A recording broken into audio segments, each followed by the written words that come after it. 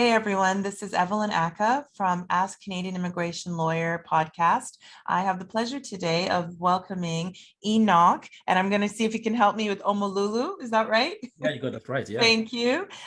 He is the founder of a personal finance site that is focused on helping newcomers to Canada, and it's called Savvy New Canadian. Welcome, Enoch, and I really appreciate you making time. Thanks for having me on this podcast, Evelyn. So tell me a little bit about why you started this and when you started this website, this finance website, personal finance. What was the need you thought that was missing for new immigrants? Yeah, so when I first arrived in Canada, I sort of had been interested in finance already. So finance had been one of those things I was interested in over time, from growing up in a family where my parents were very financially savvy. So over time, even while in vet school, I was interested in finance. But upon getting to Canada in particular, what happened is, of course, settling in all those initial years, you sort of get dragged in different directions.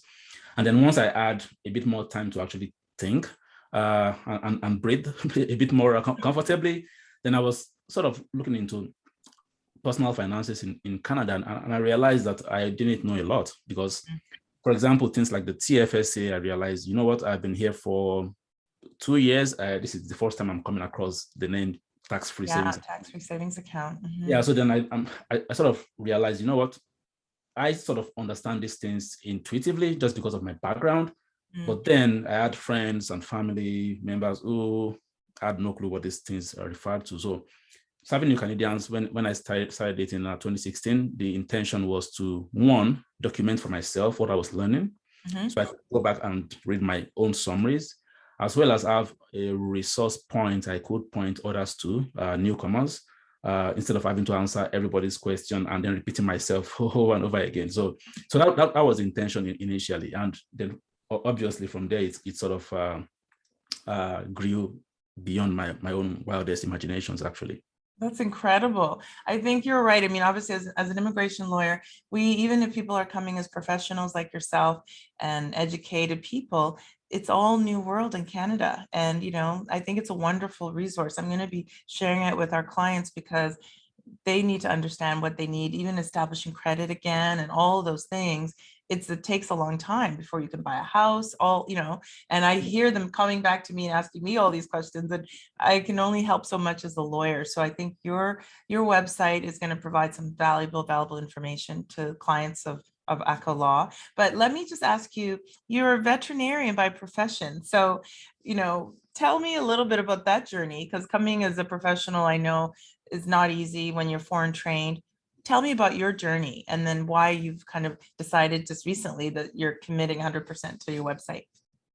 Yeah, so it's, I'll be honest with you, it wasn't an easy journey. Becoming a veterinarian required me to have gone through 6 years of veterinary school back in Nigeria.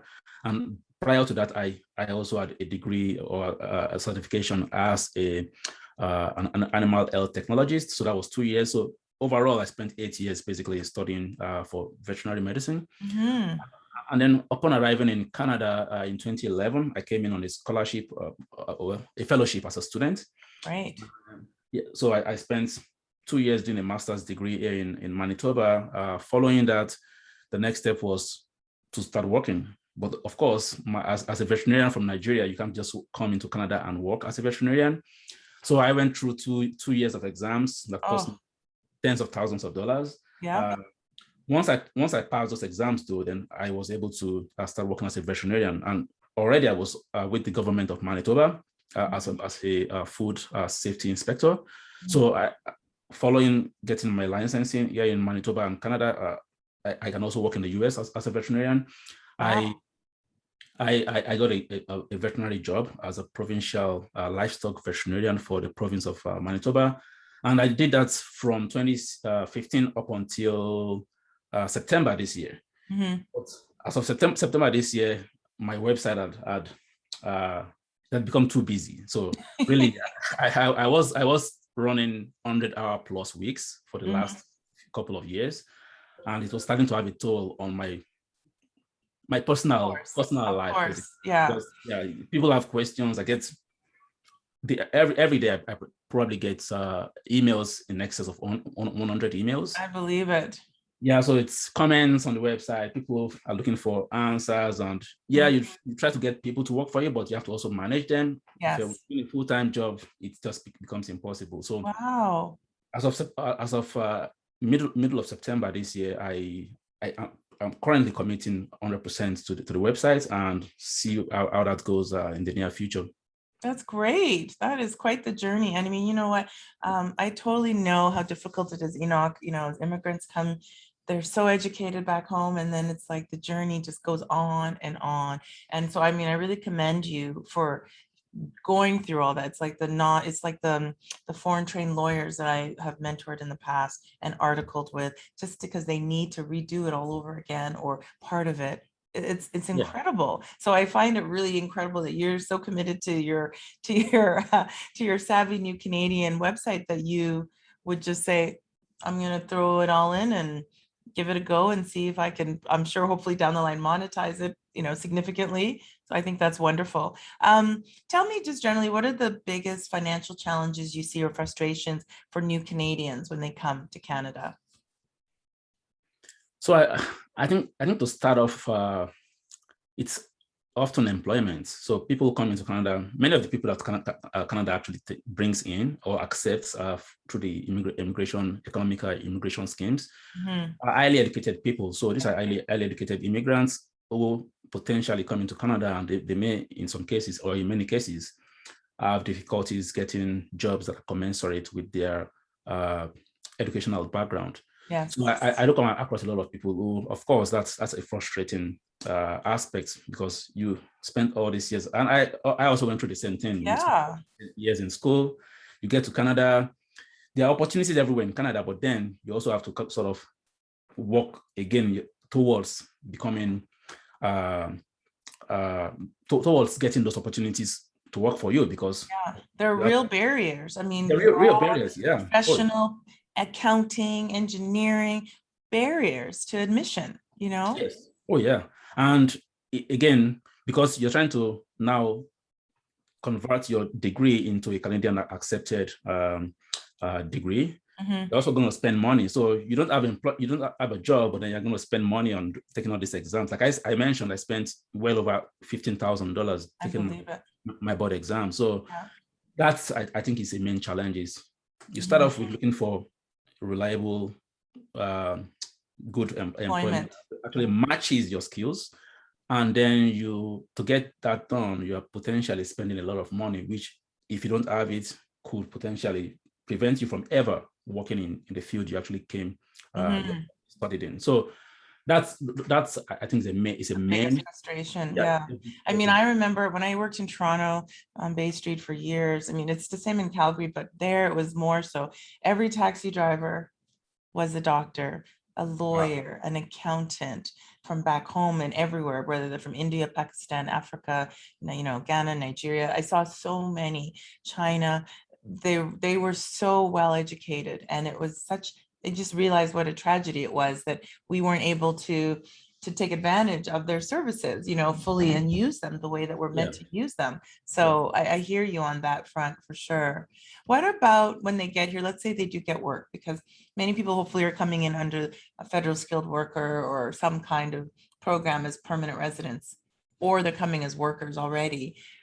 How do they go about the process of establishing credit? How do they get to buy homes? How do they, you know, understand the cost of living in Canada is so high?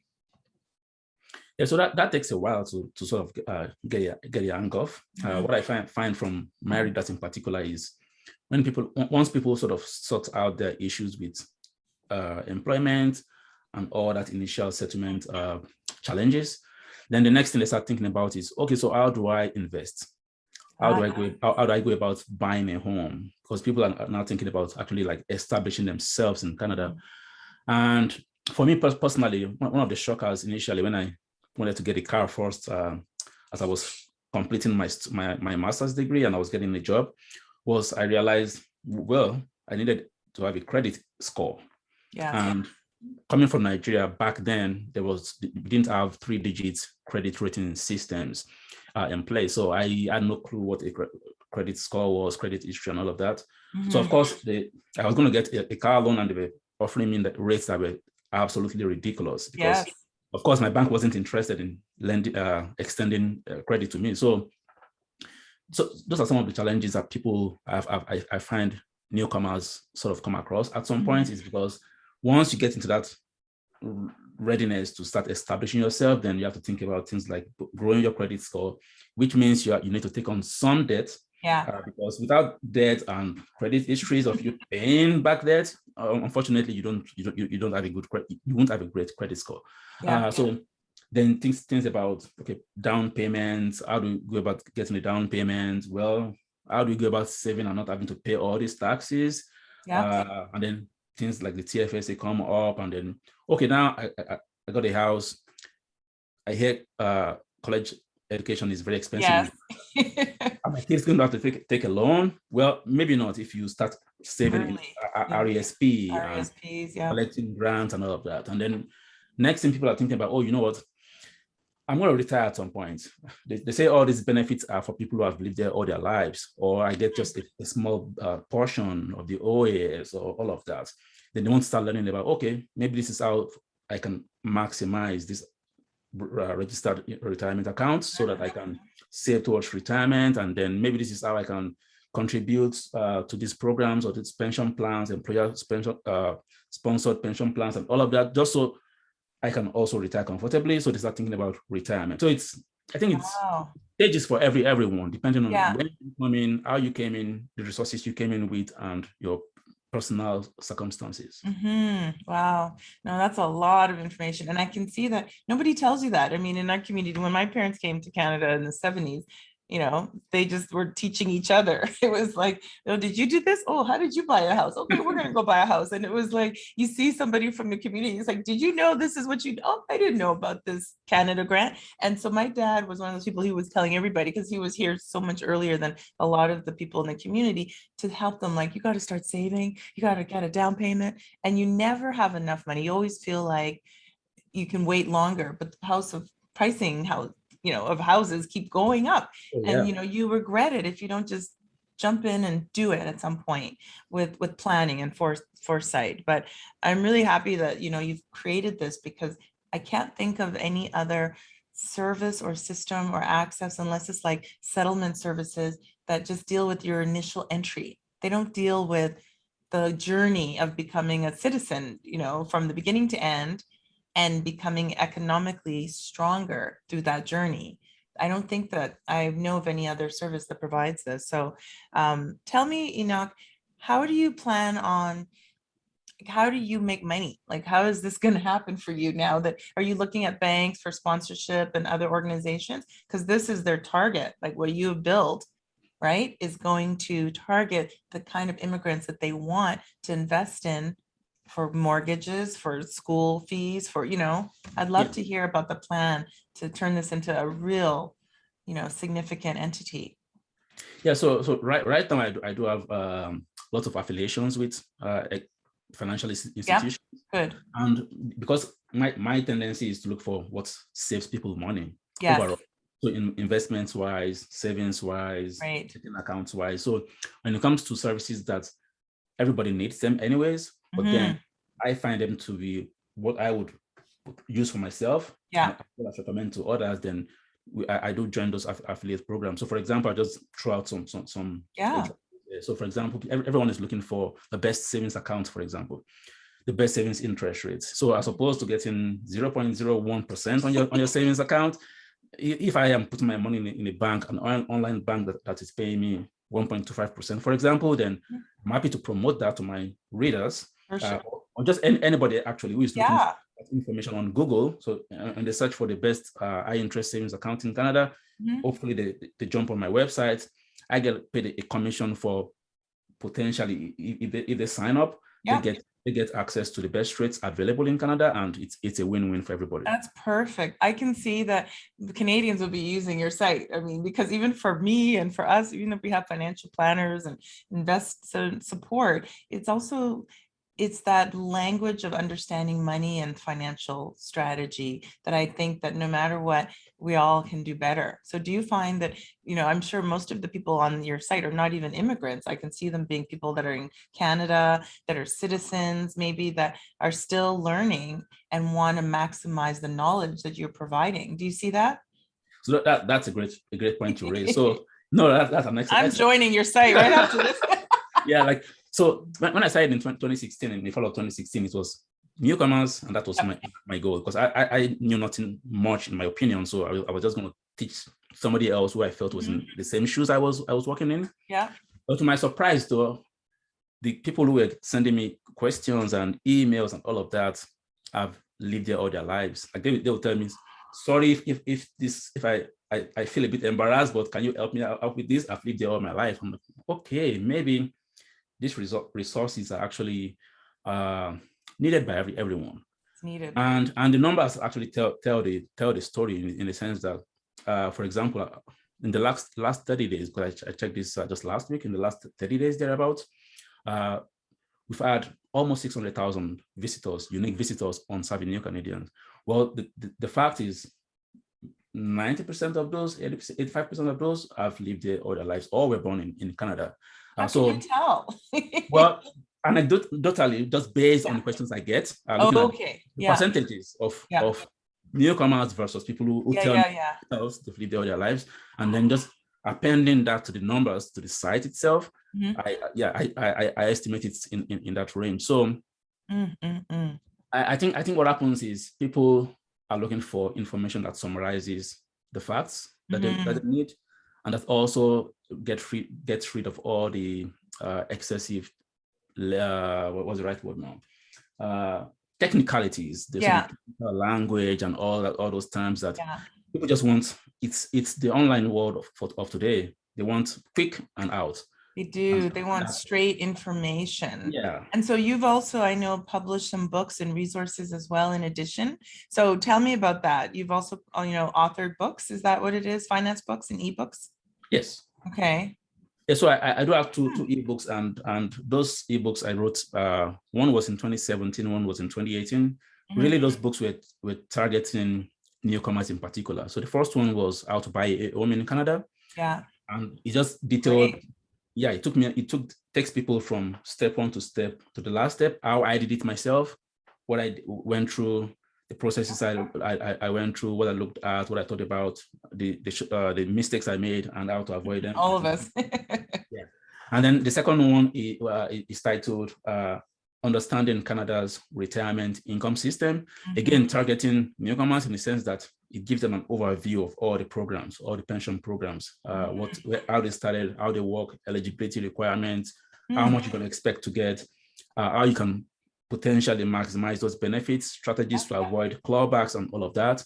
And then ends with insights into how to invest in general. So in addition to those benefits, you don't want to rely on them on 100%, how to invest your money so that you could potentially retire comfortably. Wow, that is fabulous. So this is a passion that's turning into an enterprise. I love it. I love it. Oh yeah. No, it's something I like doing for sure. Yeah, you can tell. And I think it's great that you're doing something that gives you such fulfillment, but also that you're impacting people and not just immigrants. Like, you are making a difference to people here in Canada. And it sounds like you get millions of visitors a year on your site. So you're really creating a movement, which I think is important.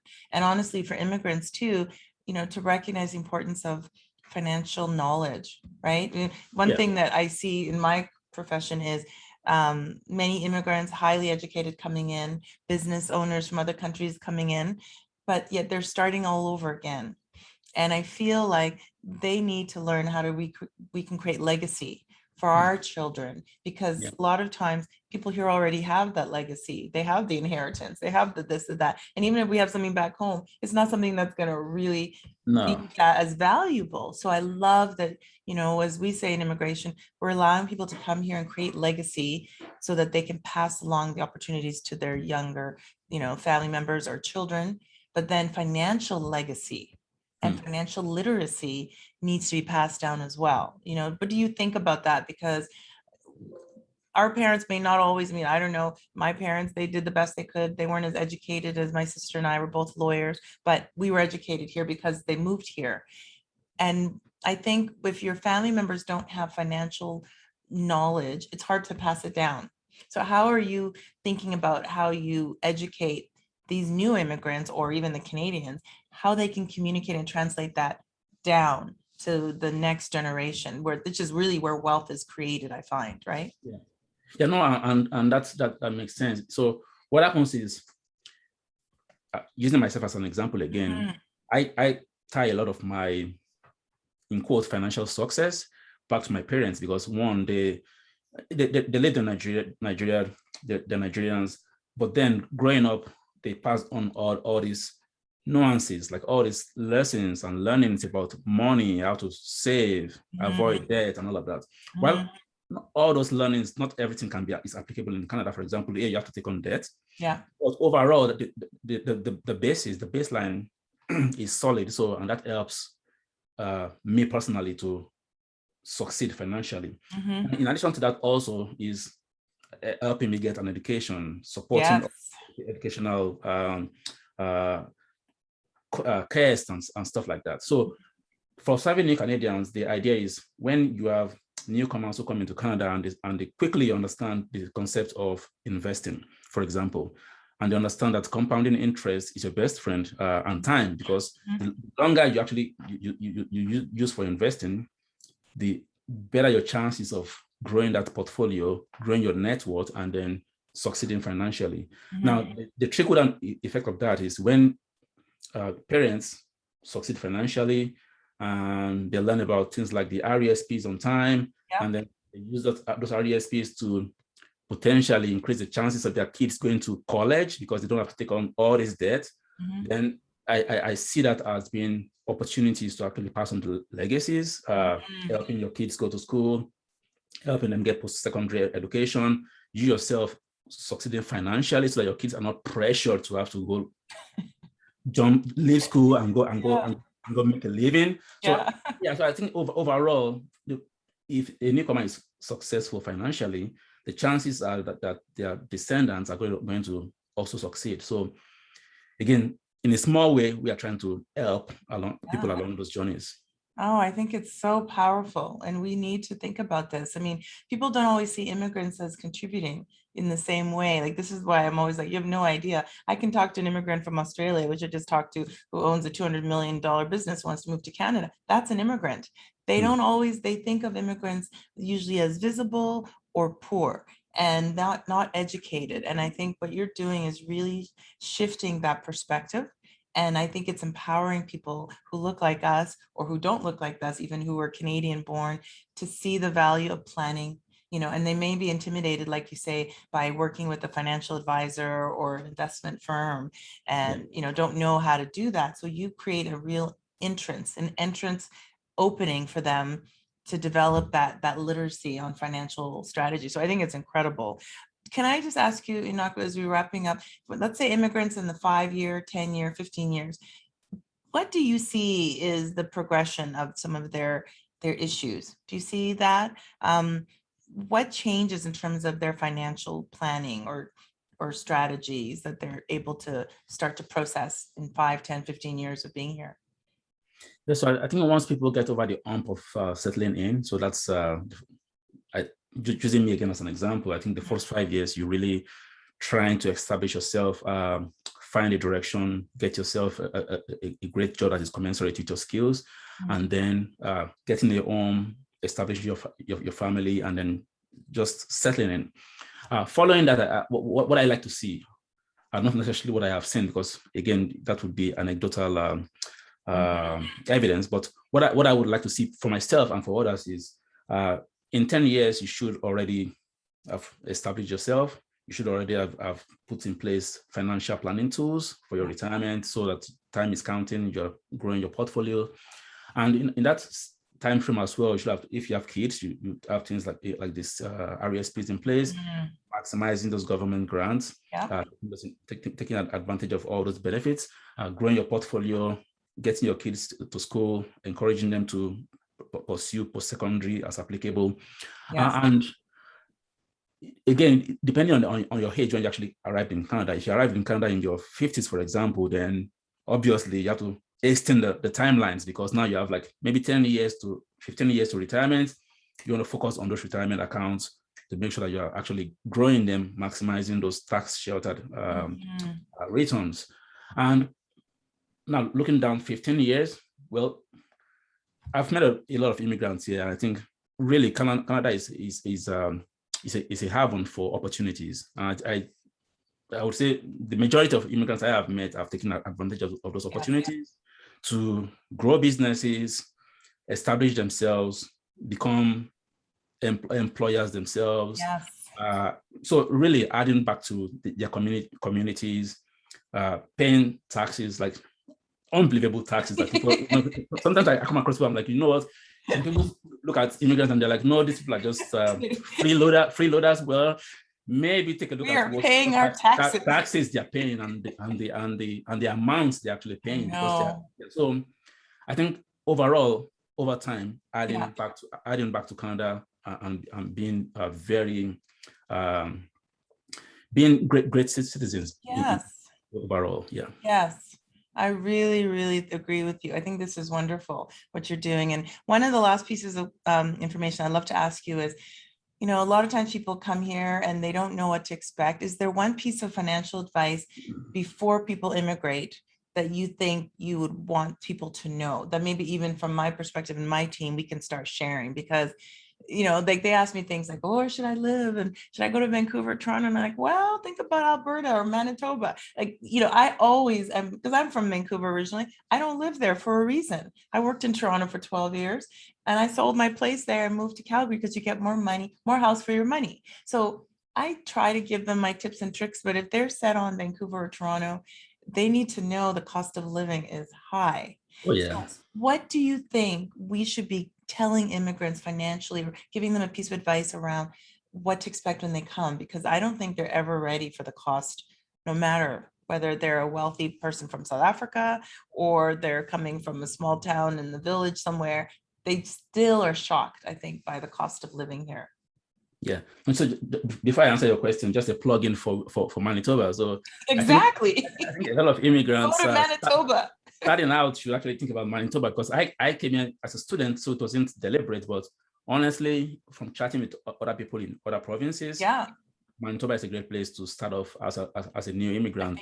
Get your footing, get yourself established, and then you can do whatever you want. You can buy. I think Manitoba is great. Alberta is great. Saskatchewan. People need to think, even on the East Coast, there's so much more affordability, as opposed to buying $1 million apartment. Like, they need to recognize that they will be freer if they're able to afford their lifestyles when you get here, because they don't expect it to be so expensive. Food, everything is high. So if you can have housing that is at a more affordable, it sets you up for success. I totally agree. But what else would you tell a new immigrant before they arrived in terms of their money? So no, what I would mention, actually, the first thing on my list, and what I tell people is, bring as much money as you can afford to. So not everybody has like the largesse to just dig their hands into funds. But I advise people to save as much as you can. Because it's going to help you a lot. One, when you get here, you're not going to be forced to take up just any job. It gives you more flexibility to try and pursue those other things you need to actually establish yourself. So if it means taking exams, going back to school, bringing in as much funds as you can afford to is really my number one advice. Because once you do that, you like you mentioned already, you set yourself up for success, because now you have more flexibility. There's less stress on your life. You can take some time to breathe, think, plan, while trying to sort things out. Of course, if that is not possible, my next advice, and advice for everyone really, is when you come in here, you want to set yourself, prepare your mind to persist, work hard, and just keep on those goals until you achieve them. Like, I think this place it gives you the room to do whatever you want to do, as long as you are willing to put in the effort. And having that mindset helps a lot. Yeah, you're right. I think money mindset is also really important. And I think people come sometimes, I've seen, well, I was a doctor back home, and I hear it and I feel it, and I know that the struggle is real. And if you want to do that again, you need to know. I always say, please prepare before you come. Check with the colleges or the associations. You can't just come and think you're going to be doing the same thing. So it's like, also for me, I always, of course, prepare them for doing research or have a job to come to. That immediately changes things if you're coming as an intercompany corporate executive transferring versus coming as a caregiver. You have to know what the reality is. And so, yeah, I think we both do our parts to help. But I think no matter who you are, when they arrive, there's still a lot of sticker shock and adjustment to everything from the climate to the cost of living. But I've been in Canada now for 45 years, and I'm just so grateful that my parents were able to do this as immigrants and create the legacy that you're also creating for your family, that now I'm creating for my family, because we've been able to be successful here in Canada. So I'm very grateful. Enoch, thank you so much. Is there anything else you'd love to share with our podcast listeners? Besides, I'm going to direct them to your website, Savvy New Canadian website, so that they can learn. And even those of us who are old Canadians, we can always learn more from you. Oh, yeah. Yeah, no, nothing much to add other than to wish everyone all the best of luck, and pay attention to your finances, start early, keep going at it, and time is your best friend. Thank you so much. I really appreciate your time, and I look forward to joining your website, seeing what else I can learn. Take good care. Thank you.